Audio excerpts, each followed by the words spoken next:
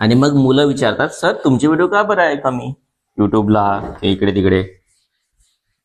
आधी तरी मॅडमचे शूट तरी मी तरी करत होतो, माझे शूट करायला कोणी नव्हतं, म्हणून मी स्टँड घेतला. मॅडम माईकला पण ठेवते. म्हणतो प्लॅनिंग काय, म्हणलं प्लॅनिंग काय आहे मग मॅडमची. मध्ये भेटलेले आहे, ठीक आहे. 70 मार्क हर एक सब्जेक्ट मध्ये आहे. आणि मॅथ्स त्या आम्ही या गोष्टीवर फोकस करतात, सगळेच जण याच गोष्टीवर फोकस करतात, इंग्लिश, सायन्स आणि मॅथ्स, कारण की याच्यातच सगळ्यांची कमी असते, ठीक आहे. पण मला का लक्षात आलं, काही मुलं असे होते जे की ज्यांना मॅथ्समध्ये खूप वांदे आहे. मॅथ्स झालं, मराठी झालं, हिंदी झालं, याच्यामध्ये पण वांदे आहे. त्यांना सगळ्यात चांगले मार्क आहे ना SST मध्ये पडायचे, सायन्समध्ये, आपलं हिस्ट्री जिओग्राफीमध्ये. का बरं? पॅटर्न खूप सोपा होता हिस्ट्री जिओग्राफीचा, खूप सोपा पॅटर्न आहे. पाहायला गेलं ना, यांचे दिवाळीचे जे मी एक्झाम बघितले, कोणाला 97, 96, 94, कोणाला 91, कोणाला 89, कोणी 85 असे रेंजमध्ये चालले होते सगळेच. कोणालाच कमी मार्क नव्हते, फारच कमी मुलं होते ज्यांना आपण म्हणत नाही का की लिहिता नाही येत, समजतं सगळं पण लिहिता नाही येत, ज्यांचा लिहिण्याचा वांदा होता, त्याच मुलांना सोशल सायन्समध्ये मार्क नव्हतं पडत. बाकी सगळ्यांना व्यवस्थित जमत होतं, ठीक आहे. तुम्ही कोणत्या पण मुलांना बघा, ज्याला पण दिवाळीमध्ये 70% पडले, तो बोर्डपर्यंत तो कमसे कम 84 किंवा 81च्या रेंजमध्ये जातो. 10% तरी वाढतं त्याचे, ठीक आहे. याचे चान्सेस आहे तुम्हाला जास्तीत जास्त वाढवायचे, ठीक आहे. तुम्हाला भेटत नाही मार्क, भेटतात, इझिली भेटतात, 10 ते 12% किंवा 15% इझिली वाढतं. इथे माहिती आहे का, घरचे सगळेजण शिवा देतात दिवाळीपर्यंत, सगळेचे सगळेच घरचे शिवा देतात. तर याला इम्प्रुव्हमेंट कसं करायचं, एक फक्त तरीका बघा. मी काय केलं होतं लास्ट इयरला, मराठी हिंदीमध्ये फोकस करणं चालू केलं होतं, ठीक आहे. आणि SST मध्ये आणि मॅथ्समध्ये या ठिकाणी फोकस केलं होतं. त्याला इम्प्रुव्हमेंट म्हणजे कोणता पण मुलगा असो, त्याला जर इम्प्रुव्हमेंट करायचं असेल ना, तर फोकस बाकीचे जे क्लासवाले असले कोणी असेल ना, फक्त या सब्जेक्टवर फोकस करता, कोणत्या, मॅथ्स, सायन्स आणि इंग्लिश, ठीक आहे. इंग्लिशमध्ये प्रत्येक मुलाला जमतं असं वाटते का? नाही, प्रत्येक मुलाला नाही जमत. पण एक पकडा की त्याला 75 मार्क्स पडले, म्हणजे 5 मार्क एक्स्ट्रा पडले, ठीक आहे. दुसरं सायन्समध्ये प्रत्येक मुलाला जमेल का? नाही, काहीच मुलांना जमतं, ते 5 मार्क जवळपास वाढू शकतो. एक मॅथ्समध्ये पण सेम, तिन्ही सब्जेक्ट फार कठीण आहे. एक म्हणतो ना डोक्याला ताप असल्यासारखं आहे तिन्ही सब्जेक्ट. प्रत्येकाने एक एक गोष्ट नाही जमत, कोणाला मॅथ्स नाही जमत, कोणाला सायन्स नाही जमत, कोणाला इंग्लिश नाही जमत. होऊ शकतो, सायन्समध्ये वाढेल नाही पण तेवढे ठेवू शकतो यार, पण वाढवायचं असेल तर मी मॅथ्समध्ये वाढवू शकतो. यांना सोपं पडतं ना तुम्हाला सोपं, मॅथ्स समजून जातं, अंडरस्टँडिंग आहे. इंग्लिश आणि सायन्स हे थोडंसं काय म्हणजे डिफिकल्ट जातं, त्याच्यात मार्क कव्हर करायला थोडंसं कठीण जातं. मराठी मीडियमची मुलं असो किंवा बाकीचे मुलं असो, त्यांना कठीण जातं. सेमी इंग्लिशचे जे असतात किंवा सायन्स ज्यांचं पक्का असतं, त्यांना सायन्समध्ये घ्यायला इझी पडतं, पण त्यांचं मॅथ्स वेग असतं, जसं तुमचं आहे. मग तुम्हाला मॅथ्समध्ये कव्हर नाही होत. मग अशा टायमाला तुमच्याकडे हे सब्जेक्ट आहे ज्याच्यामध्ये आपण इझिली कव्हर करू शकतो. याचं सांगा, कव्हर करायचे म्हटलं तर किती कव्हर झाले? 15 मार्क, ठीक आहे. 15 मार्क 5%चा काय म्हणते, 5 मार्कचा 1% बनतो. तर इथे किती पर्सेंट वाढले? 3%, ठीक आहे. ते जर ऑल सब्जेक्टवर फोकस केला आपण, पूर्ण सब्जेक्टवर, तर मला सांगा, मराठीमध्ये एखाद्या मुलाला 70 भेटले असेल, तर मी जर पुढं काय म्हणते 1 महिना दिला व्यवस्थित, त्याला व्यवस्थित प्रॉपर दिला, ठीक आहे, तो 85 पर्यंत इझिली जाऊ शकतो. का बरं? कारण की अंडरस्टँडिंग आहे, इझी करायला, लिहिण्यासाठी खूप इझी आहे मराठी, कव्हर करायला खूप इझी आहे. हां, ते स्पेलिंग मिस्टेक होते गोष्ट वेगळी, पण ते कव्हर करणं म्हणजे सोपी गोष्ट आहे. इंग्लिशची स्पेलिंग रिपेअर करणं आणि मराठीची स्पेलिंग रिपेअर करणं याच्यात म्हणजे सोपं पडतं ते थोडं, कारण की अंडरस्टँडिंग आपली लँग्वेज आहे, तर हे जास्त सोपं पडतं. इथे जवळपास काय म्हणतं आपण 80 घेणं, किंवा कोणत्या पण मराठी मीडियमच्या मुलाला असो किंवा कोणताही लिहिणारा असो, चांगल्याने इम्प्रुव्हमेंट करू शकतो. फक्त काय लेंदी आहे पेपर, लिहावं तर लागेल चांगला, ठीक आहे. त्यात पत्र, निबंध वगैरे झाले, प्रत्येक गोष्टीमध्ये कव्हर करायला सोपं पडतं, ठीक आहे. दुसरी गोष्ट, या सब्जेक्टमध्ये पण हिंदीमध्ये पण सेम, ठीक आहे. या सब्जेक्टमध्ये म्हणाल ॲज इट इज पेपर, तो कॉपी पेस्ट असल्यासारखे, कॉपी पेस्ट म्हणजे टेक्स्टबुकच्या बाहेरचे क्वेश्चन येतच नाही. ठीक आहे, आला तरी एखादा येतो, त्याचे ते ऑप्शन असतात, भरपूर ऑप्शन असतात. याच्यात जर पाहायला गेलं तर 60% ॲज इट इज पेपर येतो. ठीक आहे, 20% थोडंसं काय म्हणतो घुमवलेला असतो, नवीन क्वेश्चन आल्यासारखे येतात, पण ती मागच्या वर्षीचेच येतात, काही नवीन क्वेश्चन नाही त्याच्यात, काहीच नाही. त्याच्यामुळे इथे आउट ऑफ भेटणं पण सोपं पडतं. का बरं? कारण की जसं तिला भेटल्या 40मधून 40 भूगोल. ठीक आहे, आणि दुसऱ्या इतिहासमध्ये पण तुम्ही 35च्या अबाव घेऊ शकता. एवढं काही कठीण गोष्ट नाही, खूप सोपी गोष्ट आहे. त्याचं ते मी लॉजिक सांगतो की कसं घेऊ शकता. ठीक, इथे जर पाहिला ना तुम्ही 100मधून कमसे कम तुम्ही 90च्या ते 90+ घेऊ शकता. ते आहे, खूप सोपं आहे. कारण की ॲज इट इज पेपर येतो, कॉपी पेस्ट असल्याने तुम्ही दिले आहे पेपर, तुम्हाला लक्षात येत असेल की तिथे स्कोअर करणं इझी पडतं. ठीक आहे, आपल्या क्लासचे जेवढे होते ना 97च्या रेंजमध्ये गेले आहे आतापर्यंत बघितलं. जय मी हायेस्ट पाहिला 97च्या रेंजमध्ये गेलेला. ठीक आहे, तर तुम्ही इथे कव्हर करू शकता. आता विचार करा, इथे 3% वाढले होते, इथे बघा आता बरं टोटल बघा किती मार्क वाढले. इथे वाढले 10 मार्क, 10 मार्क. ठीक आहे, आणि इथे किती वाढले? 20. किती झाले? हे किती झाले? टोटल 40 झाले ना. हा 40, आणि हे 3 15 किती? हे 40 प्लस 55 किती? 51. म्हणजे किती पर्सेंट वाढत आहे? 11% वाढत आहे. म्हणजे जे 70 होते ते कुठून जाईल? डायरेक्ट 81वर. ठीक आहे, हे फक्त वाटत आहे तुम्हाला. आणि जे बाकीचे होते, जे 70चे होते, ते ऑलरेडी 80 होणार होते. कशामुळे? तर मार्क्समुळे. दिवाळीत भेटलं असतं ना, त्याला ऑलरेडी 80 पडतात. ठीक आहे, त्याच्यात तुम्ही 11% एक्स्ट्रा पकडू शकता. ते जर एक्स्ट्रा पर्सेंट जर पकडले आपण तर ते बनतात डायरेक्ट 91च्या रेंजमध्ये जाऊ शकतात. आलं का लक्षात? हे का बरं 10% वाढतात माहिती आहे? कारण की स्कूलवाले चांगले मार्क देतात म्हणून. या पेपरमध्ये देत, दिवाळीमध्ये याच्यात देऊन देतात. किती देतात? तर 20 मार्काचा जो असेल ना, तुम्हाला कमसे कम 18 किंवा 19 एवढे मार्क भेटतात. 18% म्हणजे 90% बनते तुमचे.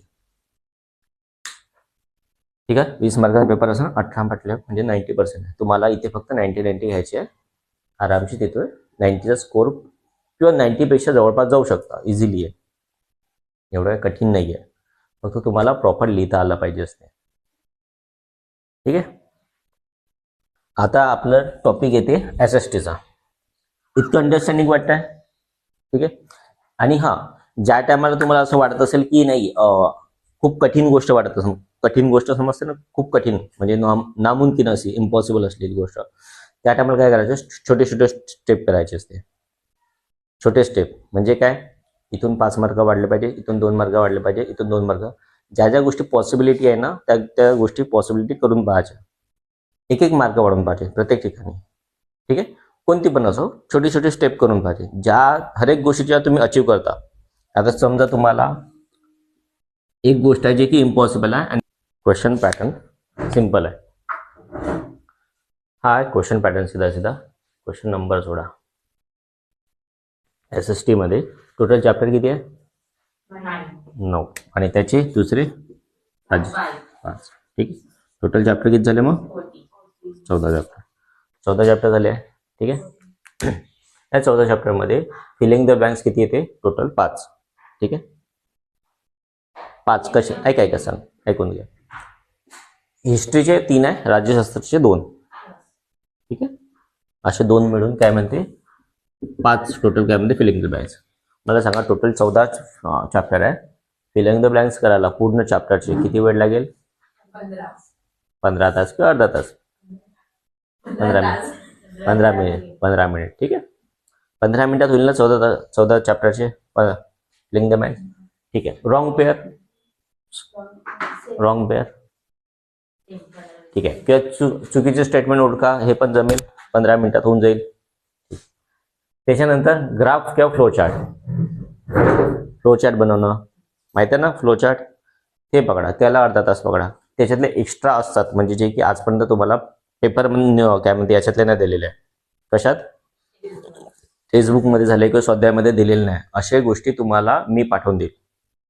ठीक आहे, ते आपल्याला टेक्स्टबुक दिलं आहे ना तुम्हाला, त्याच्यात आहे तसं पूर्ण डिटेल दिलेलं, तेवढेच करायचे. ते करायला तुम्हाला जास्त अर्धा घंटा लागेल.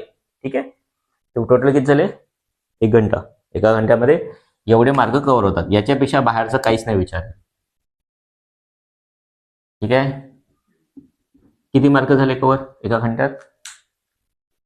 5. हे 2 5 आणि हे किती? 16. ठीक आहे, एका तासात किती मार्क? 16 मार्क कव्हर होतात. आलं लक्षात? ठीक. दुसरी गोष्ट शॉर्ट नोट्स आहे. गिव्ह रिझन समजतं ना? हा, शॉर्ट नोट्स म्हणजे टिपा लिहा. ठीक आहे, टिपा लिहा किती येतात? 2 येतात, जे की 2 लिहावं लागतं. त्याचे 4 मार्क आहे. याचे पण राज्यशास्त्रामध्ये 2 येतात शॉर्ट नोट्स. ठीक आहे, 1 लिहा लागतं राज्यशास्त्राचे 2. ठीक आहे, गिव्ह रिझन 4 आहे. ठीक आहे, त्याच्यानंतर रीड पॅरेग्राफ, जे की त्याच्यातलंच येते. इकडे लक्ष द्या. तिथे का बस? तिथे क्लिअर दिसतं, इथे नाही दिसत. हा, या पॅरेग्राफ मध्ये टेक्स्टबुक मधला पॅरेग्राफ असते. ठीक आहे, टेक्स्टबुक मधल्या पॅरेग्राफ मध्ये काय काय गोष्टी येतात? एक क्वेश्चन साधावाला सिंपल, जो की ॲज इट इज त्याच्यामधलाच असतो. ठीक आहे, दुसरा पण क्वेश्चन ॲज इट इज त्याच्यामधलाच असतो. 2 क्वेश्चन सोपे असतात त्याच्यातले. त्या पॅरेग्राफ मध्ये 2 क्वेश्चन सोपे असतात. एक क्वेश्चन माहित आहे का, जो की 2 मार्काला असतो. तू काय करतो माहित आहे का? तुम्हाला काय म्हणतो, तुमचं काय मत आहे ते विचारते. आणि काही काही गधे लोक असतात की जे मत लिहतही नाही. लास्ट इयरला होते असे गधे लोक. अरे मतच तर लिहायचं आहे ना. एखाद्या गोष्टीला मत लिहायचं नाही, तेव्हा काय म्हणजे नाक खूप असता कोणत्याही टॉपिकमध्ये. या टॉपिकमध्ये नाक खूप सलं काय होत आहे? आलं का लक्षात?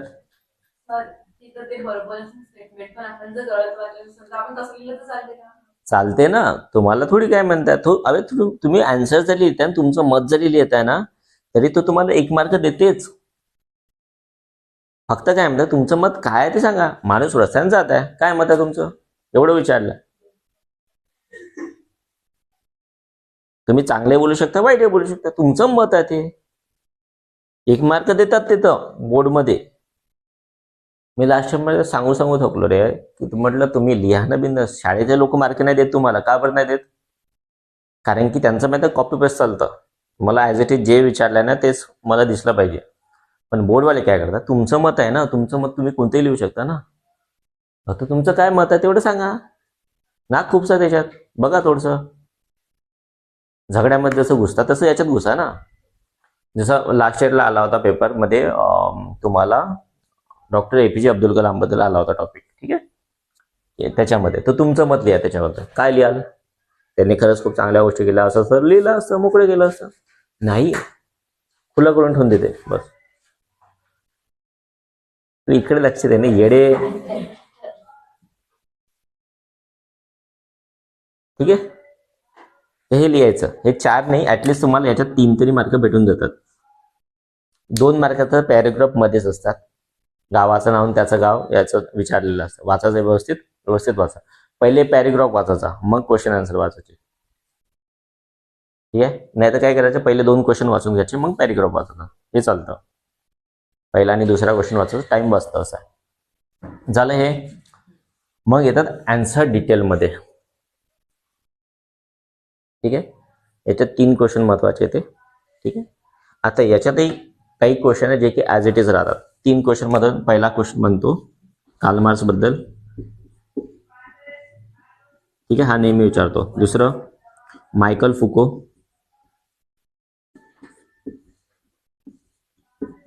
तिसरा क्वेश्चन बखर. ठीक आहे, ऐकून घ्या. वॉल्टर शॉर्ट नोट्स मध्ये विचारतात तुम्हाला. ठीक आहे, किंवा गिव्ह रिझन मध्ये. हे 3 क्वेश्चन तुम्हाला कुठे पाहायला भेटेल? याच्यामध्ये. 3 मधला कोणता पण एक क्वेश्चन तरी राहते ह्याच्यातला. ठीक आहे, लास्ट इयर कोणता आला होता?